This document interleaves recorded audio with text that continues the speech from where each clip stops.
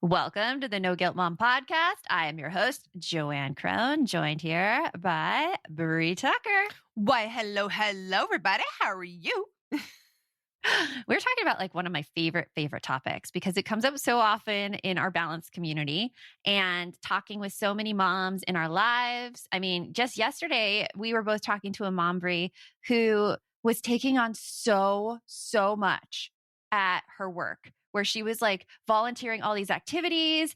And she made this really big project for the office where like people wrote down their strengths or whatever, just as a team building thing. And there ended up being so many that she was there late at night putting it together. And it was a lot. It was a lot. And I feel like a lot of people put themselves through all this stuff and then see, why isn't anyone else helping me? Why isn't anyone else participating? Or they're doing everything at home that needs to be done, and everybody else is just waiting there, expecting service, expecting dinner on the table, expecting their laundry folded, expecting like everything to be put in perfect place. And it's frustrating. That's funny when you're like expecting service. Like it reminds me. Expecting service. It really is. Yeah. No, it is. It's funny. There's been a lot of stuff going on social media lately. And I love Farrah. I think I love Farrah. I have to look. Farrah Day. Farrah. Yes. Yeah. Yes. So like I love her music. I've been following her for like over a year. You would think I would remember her screen name better. But she recently had a song about like making a list and like the anger and frustration and rage we feel because we're like, how did he not know that the kids need to eat every night? Yeah, I think we've all been there before. We're like, sometimes we're just like, I just need help with this. And they're like, okay, great. Tell me what to do. And you're like, I don't want to have to tell. How am I the only one that can keep tabs on things around here? And then we fall up in a corner under a blanket crying, and people say that we're being emotional. Oh, not talking about personal experience or anything over here. I have so many theories on this, and they're mostly theories that make us look real damn good. But we're going to share with you, if you feel right now this way, that you are doing everything and you're getting no help whatsoever, we have tips on how you can extract yourself from that process. And you're going to hear all about it in today's episode. So let's get on with the show. You want mom life to be easier. That's our goal too. Our mission is to raise more self-sufficient and independent kids, and we're going to have fun doing it. We're going to help you delegate and step back. Each episode will tackle strategies for positive discipline, making our kids more responsible and making our lives better in the process. Welcome to the No Guilt Mom podcast.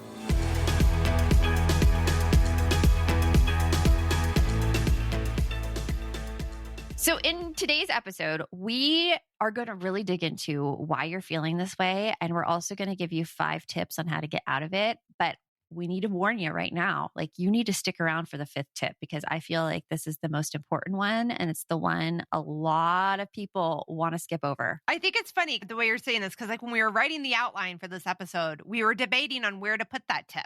And you were like, it needs to be number 1. And I'm like, I don't think they're going to be ready to hear tip. You're right. It does need to be number 1. It starts with number 5. Number 5 is the most important.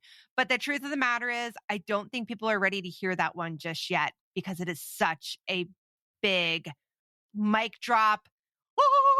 Epiphany. It's a big moment. one. It's such a big moment. We are holding that off to number 5 because I think you need to hear everything else first before you're ready to really accept and embrace and love number 5, which is actually the easiest. Yes. Kind of the easiest one to do. Also kind of the hardest. It goes both ways. It's really the hardest though, because we will get into it now. You just have to stick around and listen to it. Yes. But getting into this whole partners and helping out at home, and you feel like everything is on you. And I actually came to a realization the other day, because right now I am single parenting it while my husband is on a business trip. He is all the way across the world in India and Singapore. So, I mean, he's not even on our time schedule. He's 12 and a half hours ahead of us right now. I text him, I'm like, good morning, evening, or good evening, morning. Because like at the end of my day, he's waking up. And at the end of his day, like I'm waking up. Yeah, as we're recording this, it's almost tomorrow for him. It's late. Yeah. Yeah. So it's interesting though, being here and doing everything on my own, because I have realized I feel like a weight is a little bit off my shoulders. And it's not the typical things where you're like, oh yeah, men are such babies and they're like a third child. I don't subscribe to that at all. My husband is my partner in every sense of the word. But I do feel like I put additional expectations on myself when he's around, because I try to take care of him as well, which he's an adult and he doesn't need to be taken care of, by the way. And he would tell me that over and over and over again. So him being gone right now is really helping me realize like, oh, this is a me problem. This is something like I need to work on. But also, I think that we as women are extremely competent and we're resourceful, and we saw our moms do it beforehand, and we were kind of trained to do it too, because our moms always looked to the girls to be the emotional, like, take care of people. Like, you're the one looking out for people. You're the one making sure people are happy. That is what we saw modeled with them. And that is what is ingrained now in us. So it is very, very hard for us to step back and not take care of all these things. Yeah. Yeah. And I think that it's important. One thing that I heard you say that I wish everybody could resonate with, but I'm not sure if they all do, is how you feel like your partner, your husband, is your partner in every sense of the word.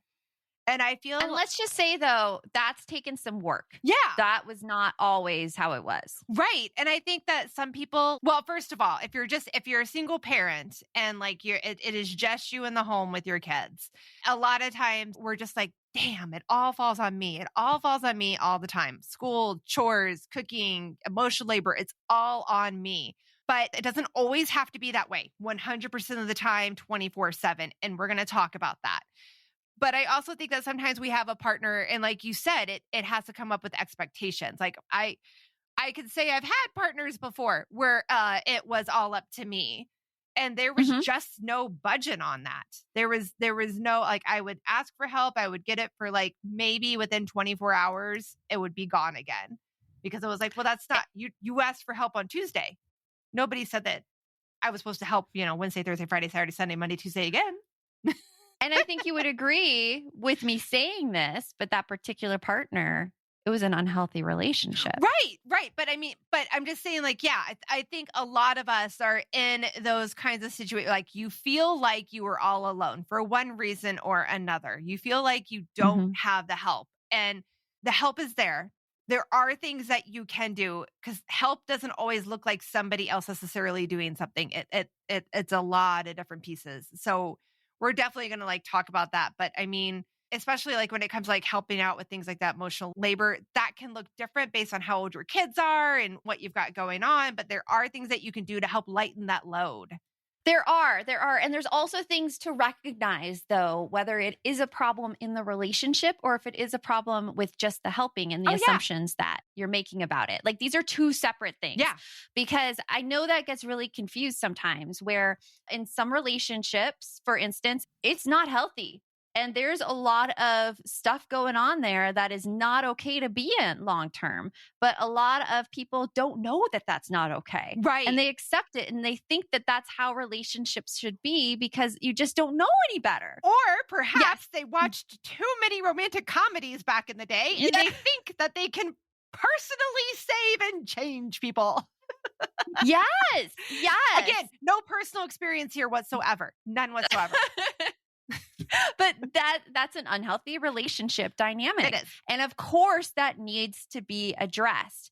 And there's also the other end where, yes, if you're feeling like you're doing nothing in the home, that's also an unhealthy relationship dynamic that needs to be addressed. But the way you deal with both of those issues really depends on what's going on underneath. And so, Right. like, these steps that we're going to give you, these are like your first steps. Yes. These are the things to think like, okay, possibly I'm making some assumptions. Like, I don't really know how my partner feels. I'm not really telling him how I feel very clearly. I'm going to try these out and see. Hmm. And then you try these out and see, and automatically the partner's gaslighting you, the partner's making you feel shameful or bad. That's the danger sign that there's something else going on.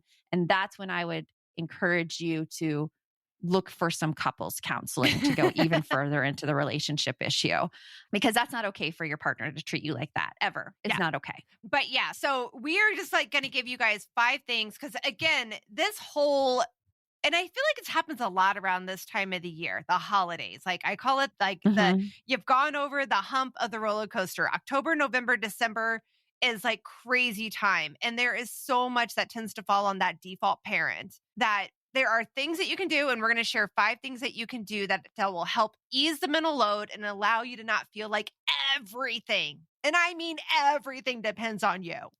Like you can't Right. breathe because it doesn't have to. And we are going to get into these 5 things right after this break. Today's podcast is sponsored by MIDI Health.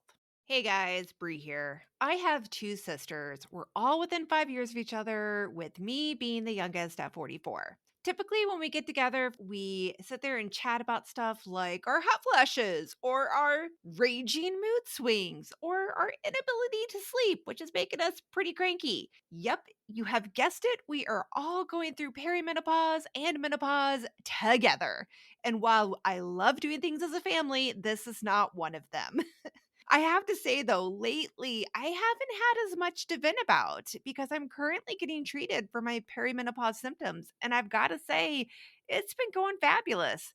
If you're experiencing things like night sweats or having trouble sleeping, sudden weight loss or libido changes, moodiness, anxiety, depression, or brain fog, all of these symptoms can be connected to the hormonal changes that happen around perimenopause and menopause that can start as early as 40. Stop pushing through it alone. There is help and it's easier to get than you might think. MIDI Health offers virtual, no rush visits with your clinician. Plus, you get email, messaging, and phone support for anything you have going on. The best thing is MIDI accepts most insurance coverage and has affordable cash payment options too. So schedule yourself a virtual visit to discuss your symptoms and health background in depth. You'll come out of the experience feeling heard and with a plan to start feeling better. With specialized insurance covered care, MIDI puts relief within reach for so many women more than ever before. You deserve to feel great. Book your virtual visit today at joinmidi.com. That's joinmidi.com.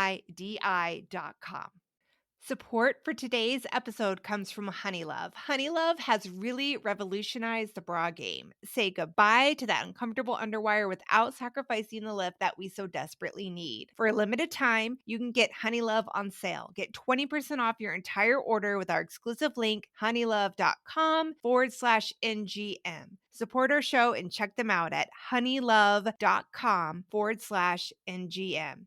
Now, let me tell you guys, I have found that as I've been getting older, that comfort and cuteness are not as easy to find when it comes to a bra. And I can honestly say that I have found that with my new crossover bra from Honeylove. It is so comfy and it gives me the lift that I desperately need as 44 years old with lovely triple D ladies. I honestly have had the hardest time trying to find a bra that doesn't feel like I'm wearing my grandma's bra. And this is it.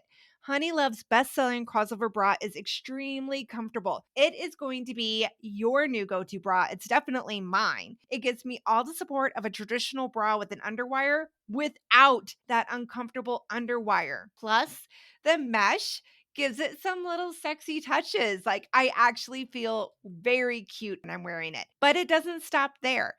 Honeylove also has really great shapewear, tanks, and leggings for everyday support. I recently found the perks of wearing shapewear. I know it took me a while to get there, but I've tried it and it was amazing. Over the past week, I had to go to a wedding and I tried the Superpowers short under a sundress, and oh my goodness. For once, I wasn't pulling at my skirt and I felt totally slimmed down with my tummy and my thighs. I have not felt this confident in a sundress in a very long time. What can I say? Honeylove has you covered for those everyday looks, workouts, weddings, everything. And it's definitely something that you need in your life, and you have earned it. Honeylove is not just about supporting women, it's about empowering women. So treat yourself to the best bras on the market and save 20% off at honeylove.com/NGM. Use our exclusive link in the show notes to get 20% off. That's at honeylove.com/NGM, and you're going to find your perfect fit. After you purchase, they ask where you heard about them. Please support our show and tell them you got sent by No Guilt Mom. Honeys, you deserve this. Be free of the pain and discomfort and keep the support with Honeylove. Hey there, I'm Debbie Reber, the founder of Tilt Parenting and the author of the book Differently Wired. The mission of Tilt is to change the way neurodivergence, whether that's having a learning disability, having ADHD, being gifted, autistic, or some combination of all of the above, is perceived and experienced so differently wired kids and the parents like us raising them can truly thrive. On the Tilt Parenting podcast, I get to talk with authors, therapists, educators, and parenting experts who are committed to this mission. I ask the questions my listeners are most curious about when it comes to supporting our kids. And in turn, my guests share strategies for challenges, out-of-the-box ideas for navigating school, best practices for therapies, tips for advocating, and so many thoughtful insights on what it really takes to help our kids grow up feeling seen and respected so they can create awesome lives for themselves. I know that raising a differently wired kid can feel overwhelming and isolating, but I promise you, you are not alone, and it can feel so much better. If you're on this parenting journey, come listen to Tilt Parenting. Together, we can shift this paradigm and show up for our exceptional kids with hope, possibility, and joy. Okay, let's get into these 5 steps that you can take going into this crazy holiday season to lighten the load a little bit for you. So the first step is figure out what you do for your family. Because a lot of us, when we're first starting this work, think that we don't do enough. We're constantly fed this narrative that, oh my gosh, if I had only been more organized, or if I'd only followed through with this, then I wouldn't have this work. Or if I only told them about this, then I wouldn't have this work. And it's my fault it's late. And so I have to take it on. But usually that's not the case. Yeah. Or we question, right? Like we question, why does so-and-so not have a problem with this, but I do? Why is it that my friend or so-and-so's mom, every time I drop my kid off for a play date, their house is freaking immaculate. And like, I can't get my stuff together to even get the dang door open. Like we assume, which is that first problem, right? That like everyone is doing has the same struggles, but they don't. Well, they don't. There's different strategies too. There's different struggles that appear for everybody. But when you figure out what you do for your family, you can really start to lighten the load. And we have something for you to do this. We have our household task calculator for you, which you can go get at balanceformoms.com. And it's completely free. And all you do is it's a checklist, and you check off what you do on the list, what your partner does, what your kids do. And it's going to give you the percentages of what work you do within the house and what work your partner does within the house. So it's a really handy tool. Yes, it really gets you going. And I think that it's really helpful to get it, at least for me, and I feel like a lot of people are probably like this, getting it out of your head. Because it weighs you down when it's all in your head. You're constantly trying to remember. I could be like a deer in headlights when someone asks me what I'm doing. I could tell you like randomly splurt things down or write it down on a list. No problem. But if you walk up to me and go, so tell me, Brie, like I feel like that scene in Office Space. So tell me, what exactly is it that you do around here? And I'll just, your whole mind goes blank. Because you know what happens? It's that fight or flight response. You all of a sudden get panicked because you think that you aren't doing enough. And you think that, oh my gosh, they're going to judge me and they're going to think I'm like incapable or not worthy. And your whole logical part of your brain just shuts down because all of that blood's going from here because you're so scared. Well, then and that's what happens to so many people. Yeah. And you're also then equating your value to what work you're outputting. And you are so much more than that.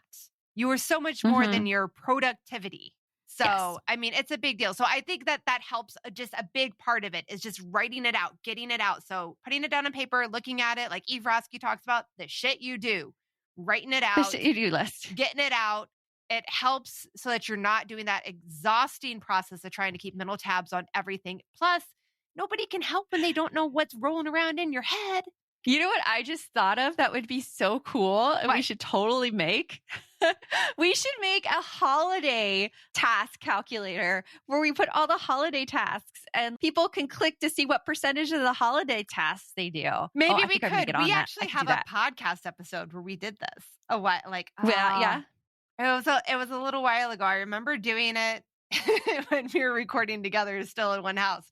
So I'll have to like find that episode and link it in the show notes down here. But yeah, we should, because Oh my there's gosh, a whole we could get nother that out beast. real fast. Whole real nother beast that fast. gets rolled up at that. Watch, by the time this episode airs, we're going to have like a little link be like, oh yeah, the thing we talked about It's that here. Joanne just had an idea for, it's right there. It's here. It's called a passion project.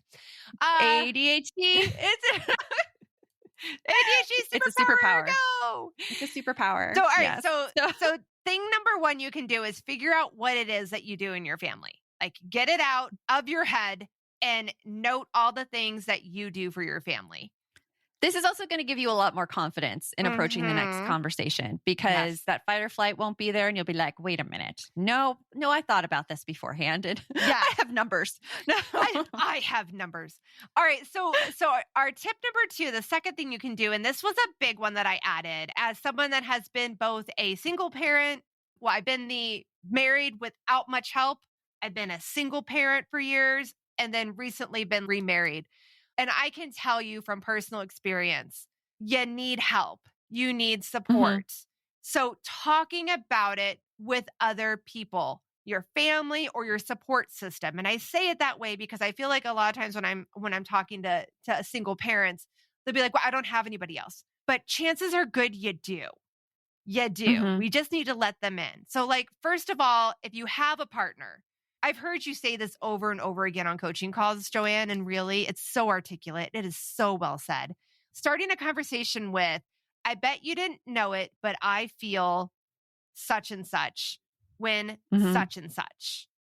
Because it takes out that, you don't care. Yeah, it's not assuming that they're malicious or anything. Right. It's just saying, hey, I just bet you didn't know this, but this is how I feel. Yeah. I used that the other night, actually. Because, we have so much guilt in our lives all the time about everything we do because we get these messages that we should be doing it all.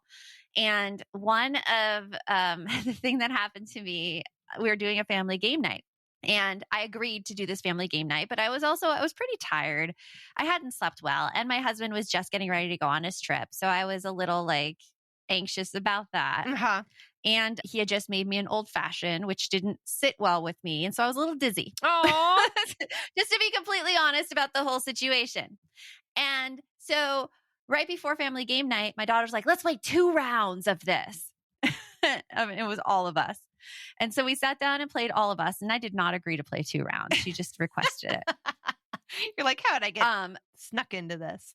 No, but this was where the thing lied. So we got through the first round and I ate at all of us. Like, let's just say that. I use the lingo now, by the way, because my daughter uses it. I ate. I don't know what that means, which but means I did such a good job. I blow up trivia. I'm so good at it in my family. Like, I will know very obscure things and people be like, what just happened here? That is true. Yes. If you're ever at a game night for trivia, pick Joanne for your team.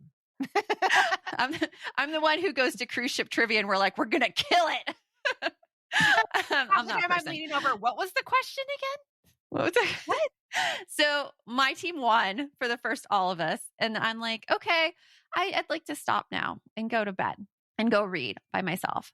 And my daughter's like, but we wanted to play 2 rounds. And then my husband says, oh, but I'm leaving tomorrow and we need to play another round. And I was just like, fine. And I was mad throughout that whole second round. Still ate though. Still killed it. With the trivia. Still won. No one's going to play trivia with me after this. But later, I was just really upset and I was really resentful. And so I pulled out this phrase and I'm like, hey, you have time to talk? And he knows, like, when I say, if you have time to talk, like, I need to say something. And I said, I bet you didn't know this, but like, I struggle so much with taking time for myself. And when I advocated for myself for taking some time, and honestly, I should have pushed back a little bit more, but my guilt really stopped me from pushing back, especially when you said that you were leaving.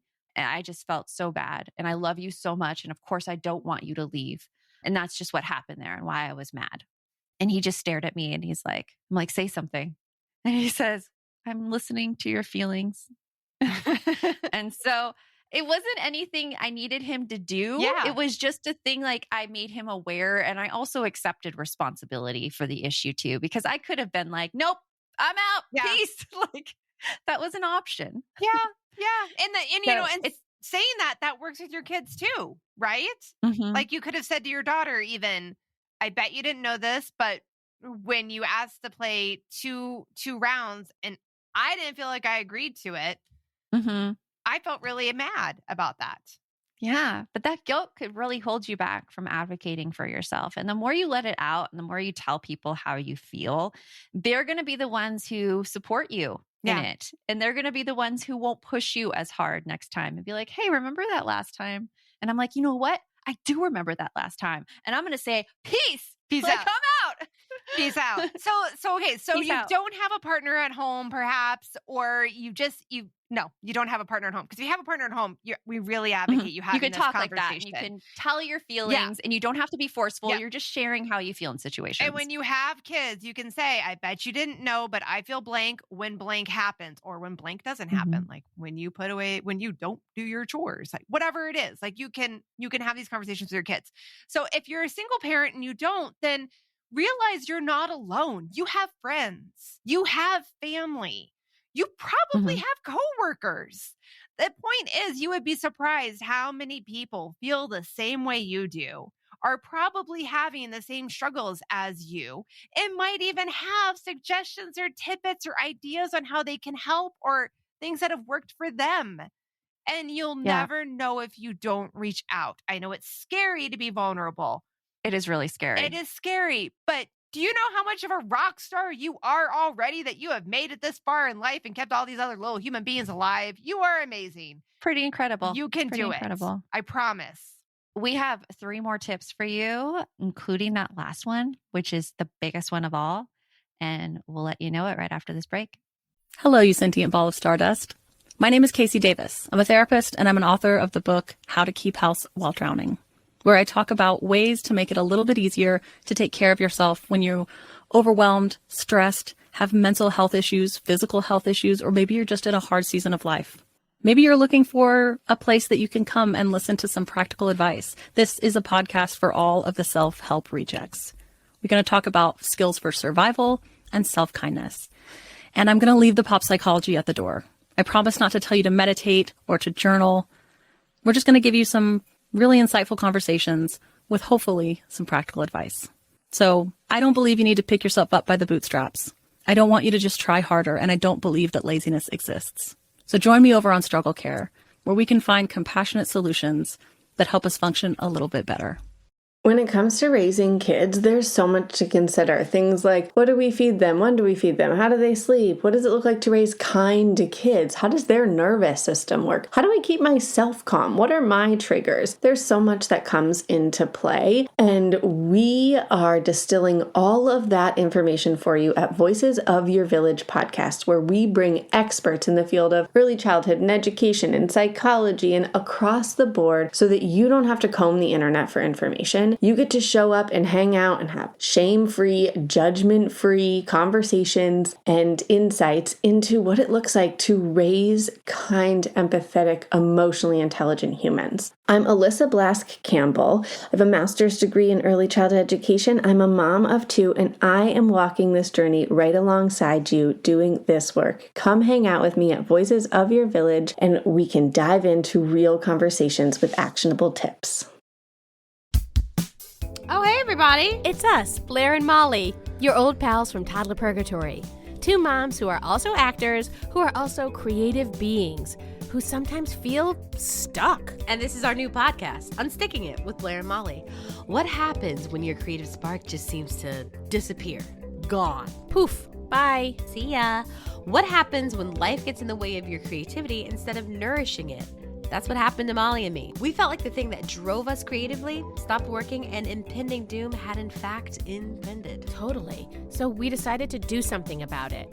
And that was steal ideas about getting unstuck from the most creative people we can find. We talked to guests about how to break through the mucky, gluey, sticky wall that can get between you and your creativity. We hear about their journeys, their successes, their challenges, and even their bougie coffee shop orders. And we're not just talking Bob Ross type paint on paper artists here, though we talk to them too. We're talking to actors, creative directors, dancers, and people who are working hard to be their best creative selves in a world that can sometimes feel real uncreative. We all have something to teach each other, so let's steal their ideas together. Join us, won't you, as we deep dive into how to unstick ourselves from the life gunk that can get in the way of our creative freedom. Pandemics, school calendars, World events, lack of sleep. Oh, get out of their life gunk. and let's get back to your best creative self. Subscribe to Unsticking It with Blair and Molly. You're not going to want to miss an episode. Unsticking It with Blair and Molly, because sometimes life sucks.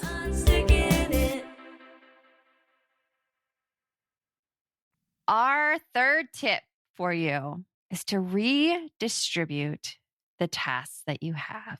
And that could be very, very difficult at first because I feel that we weren't really taught this. Like we were taught in relationships, you know, you want to keep the romance alive. You don't want to make it too impersonal. But guess what kills the romance? When you're resentful and mad at your partner. That kills the romance real fast. It also makes it hard to connect with your kids or have compassion when they're having a rough day and you're just pissed and angry. So it really helps to start thinking about your family like you would a business or a work environment when it comes to the tasks that have to be done. Because there is no way you would go to a work environment and be like, I will just take on all these things by myself because I want my coworkers to be happy and I don't want to fight with them. You're like, no, this is crap. I'm not doing all this by myself. Julie over there needs to pull her weight. So you need to redistribute these tasks in your home just like you would in a workplace. And the best way that Brie and I have found is by having a family meeting. Right. So like you've already figured out, you've already brain dumped everything that you do, right? And that everybody does in the household. You've already told people how you feel about it. So now let's have that family meeting and let's talk about it. You might have insane expectations for yourself and or your family on what can get done in a day. I know that I can do that sometimes. Have like these expectations that all these things can happen, but I don't really look at how much spare time we actually have and how many resources we actually have and how many things we're asking to be done. So the best way I think that it comes to redistributing the tasks is I always suggest the number 5. It's a good starting point. You might go down from 5. I never suggest going above 5. But like, what are 5 things that have to be done in your household? What are those 5 things? And normally it's a weekly thing. Like maybe it's eating. Maybe it's cooking meals.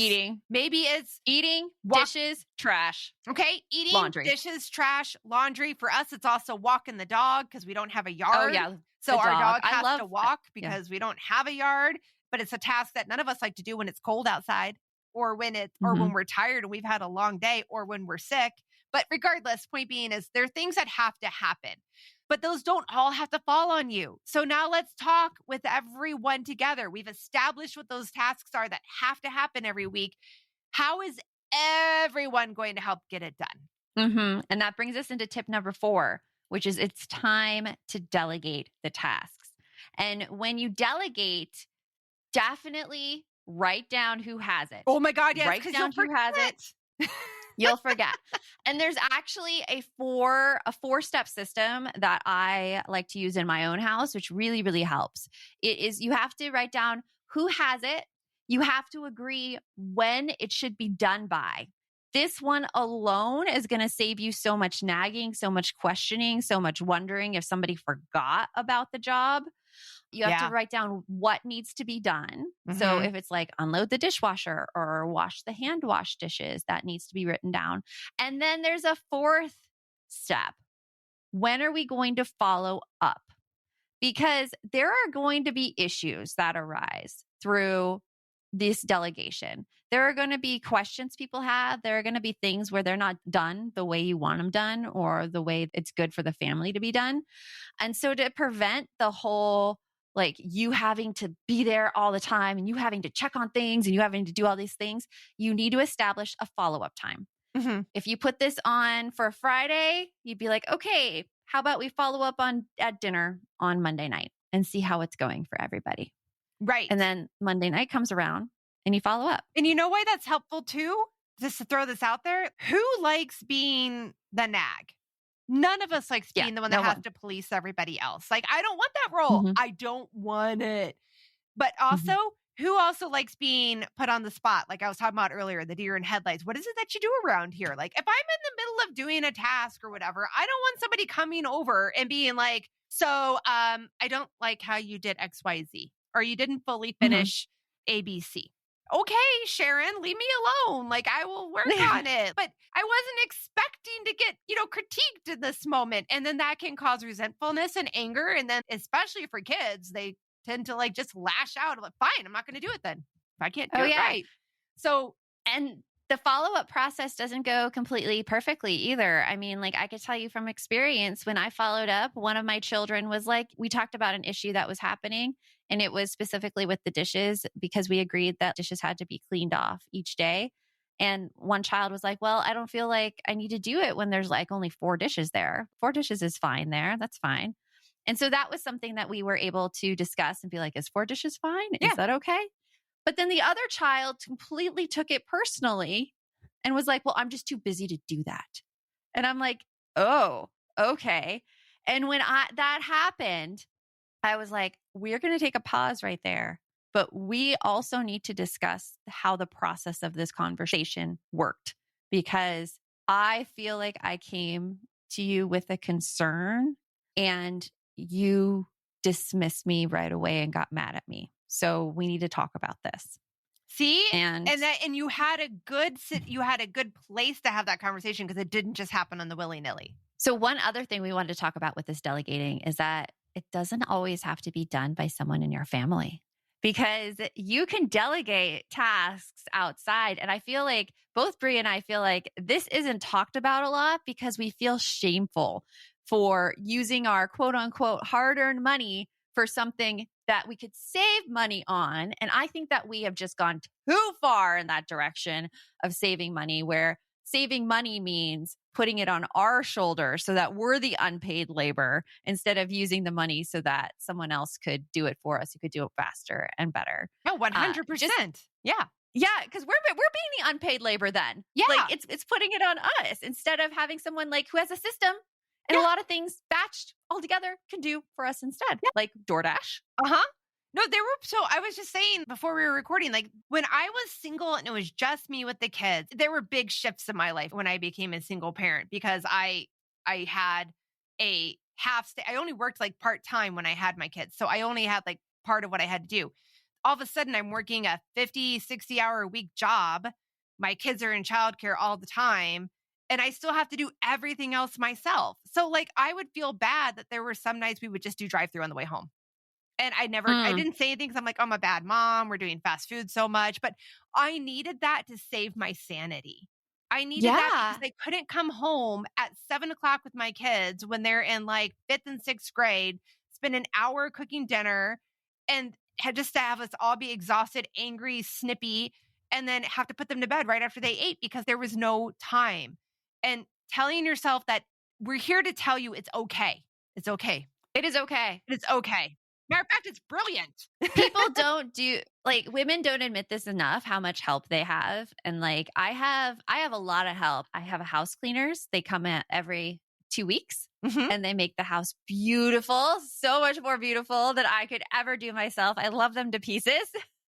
My husband's gone right now. And guess what? We're ordering in a lot. My daughter's like, can we order pizza? I'm like, yeah, sure. And she's like, what? I'm like, yeah, because when I cook, the only other person who appreciates it is my husband. And why do I want to put myself through that if like everyone's just going to complain about what I cook and then go eat like a box of Ritz crackers instead of dinner? Pizza's better than that. Yeah. So, yeah, pizza, DoorDash, we do a lot. I have Factor meals, which are really, really great. And they're shipped to me in a box and I keep them in the refrigerator and they're delicious. And I have them for lunches every day. Yep. I still use Hamper a lot whenever I need it. Like it just, there's a lot, the list could go on. We could name off so many things. We can name off so many things. We just want you to hear that it is worth it sometimes to spend the money so that you don't end up in a ball in the corner under a blanket crying like Brie may have done before. It is worth it all the time to spend the money so that you don't end up in a ball crying under a blanket. Yes, because your mental health. That is money well spent. Yes, your mental health is well worth it. And everything doesn't have to be perfect. It doesn't have to be perfect, which leads us into tip number 5. The mic drop moment here. If you don't do tip number 5, like none of the rest of this will work because you have to treat yourself like you would treat your best friend. You need to believe that you are worthy of the help, that you are not doing anything wrong, because that's really where guilt comes from. Guilt is this mistaken belief that what you're doing is wrong. Yeah. And when you look at it that way, you're like, oh, ordering out for my family, that's quote unquote wrong. That's why you feel the guilt because that's what you believe inside. When your best friend would tell you, order that DoorDash. In fact, do you want me to send you over some Dairy Queen as well? Because I could do that. As Brie, who sent me many blizzards. But I mean, like, it's a thing. Like when your best friend comes to you and is struggling and is sad and is overwhelmed, do you tell them to suck it up, buttercup, and move on? No, you tell them what a great person they are. You support them. You're like, yeah, this sucks right now. Hugs, friend. What? You got this. You got this. So treat yourself the way you would treat your best friend. Hand on heart. This really sucks right now. Mm-hmm. Right now, in this moment on Thursday at 11:41 a.m., I am struggling and it hurts and it is hard. And that is okay. It is okay. Because I'm a good person and I can figure, and I deserve some compassion. Yeah. Are you struggling right now? No, I'm just saying, like, if I did. Okay. No. Okay. I just had to ask that because I was like, I'm just like, it's not at this is there something moment. we need to talk about? Last night I would have been there, and you know why. Tech issues from the depths of hell. But regardless of the tech issues, my point being is like, give yourself some grace. Acknowledge it is hard and be your own best friend. And this is a really hard thing to get doing consistently. Like I would say this is something I am still working on. And in my moment like last night, because we were both struggling with some tech issues here, I could feel it. And I've gotten to the point where I could feel it now. I could feel my racing heart. I could feel the head going. And I'm like, how can I take care of myself and take something off my plate in this moment? And I had planned to go to the grocery store because I had to get pads and sunscreen. And in that moment, I'm like, what can I do to take this off of me? And I'm like, Amazon. Amazon has overnight delivery. Yes, awesome. It does. That's one thing I can do. And then when my daughter is like, pizza, I'm like, oh, yep, here you go. Here's my thumb. Order it. Because that's also something I could take off my plate right then. Before, I would have been like, no, it is not good for you guys to eat junk food every single night. And I need to make sure like we stick to the meal plan and I cook what's necessary. And then I would have been like a mess. I would have just been a mess. There are days and times where you have the capacity for it and days and times where you don't. And that is okay. Where you don't. It's okay. But because I took those things off, because I honored my own stress last night, I wasn't a mess. And we like just sat in front of the TV and watched Dancing with the Stars. And it was a lovely night and ate pizza. And it was great. So we want you to like walk away with this and know that you don't have to do it all. 99% of the time, there really is another way to do it. Just keep these tips in mind. Try them. They work. They really, really do. And change is hard. We get it. And sometimes because it's so hard, we give up before we even start. But we're here. Like, Joy and I are here. Like, No Guilt Mom is here. We are here. We support you. You can do this. You certainly can. And of course, we always have balance for you as well. And we have a link to the balance community in the show notes. And so many moms in there have experienced such big changes in what they expect from themselves and also like what they're working on accomplishing right now. I mean, we have moms who started with us who were so upset all the time that their family wasn't helping them out. They were yelling and screaming at their kids. One in particular, she had totally stepped back from parenting because she had a breakdown. And her husband had taken over all of the parenting. And she felt like she really didn't know how to parent anymore and didn't know how to set structure.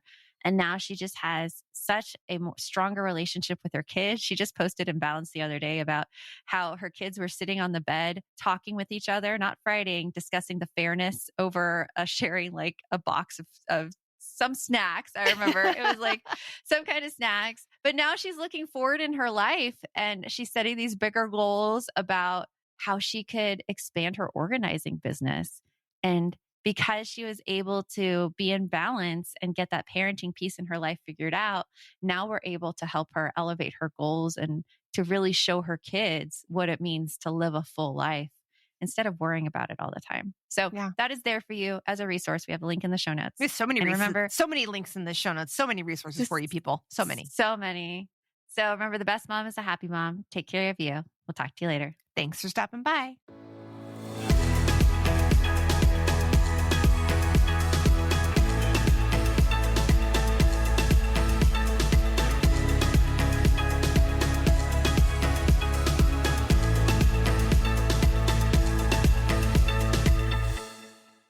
Hello, you sentient ball of stardust. My name is Casey Davis. I'm a therapist and I'm an author of the book, How to Keep House While Drowning, where I talk about ways to make it a little bit easier to take care of yourself when you're overwhelmed, stressed, have mental health issues, physical health issues, or maybe you're just in a hard season of life. Maybe you're looking for a place that you can come and listen to some practical advice. This is a podcast for all of the self-help rejects. We're going to talk about skills for survival and self-kindness. And I'm going to leave the pop psychology at the door. I promise not to tell you to meditate or to journal. We're just going to give you some really insightful conversations with hopefully some practical advice. So I don't believe you need to pick yourself up by the bootstraps. I don't want you to just try harder, and I don't believe that laziness exists. So join me over on Struggle Care, where we can find compassionate solutions that help us function a little bit better.